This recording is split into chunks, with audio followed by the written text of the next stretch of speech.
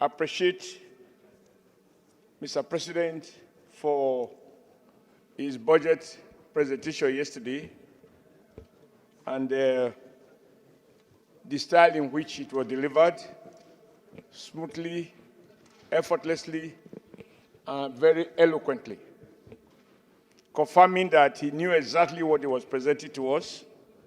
And I think that is worth commendation in itself. Mr. President, like others have said, when I was in the trade unions, we used to question why government should devote so much resources to defense at the expense of education, healthcare, infrastructure. But over the past couple of years, given all that we have faced as a nation with regards to insecurity, I am now convinced, more than ever before, that none of those other important sectors can be safe unless we have security. And therefore, like all those who have spoken before me have said, I can't question why defense should have a lion's share of the budget. But the lessons we have learned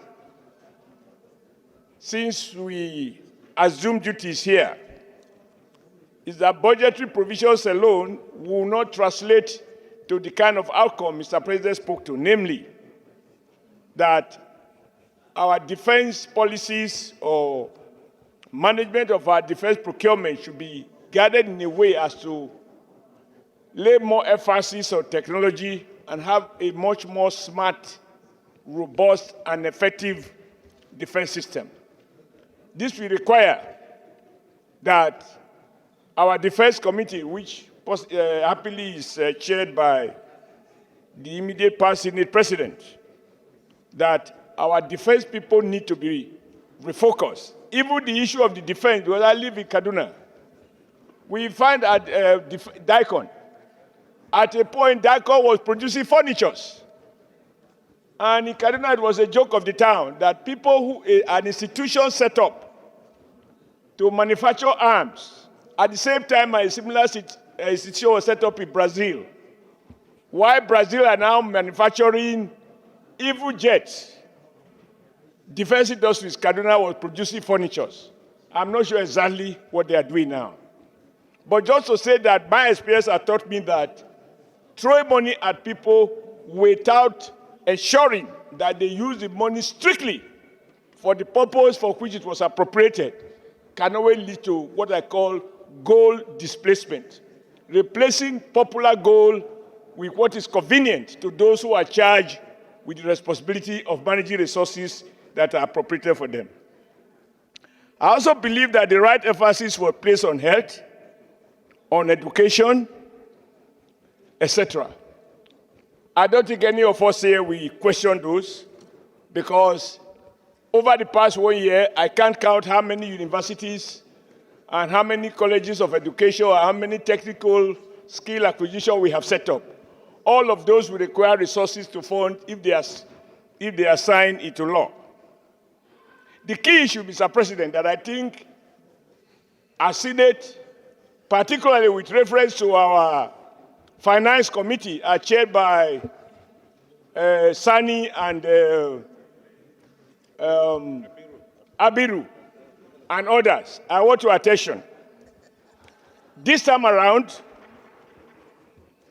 the Senate, through your committees, must ensure that the budget is based on 1,500 naira to the dollar.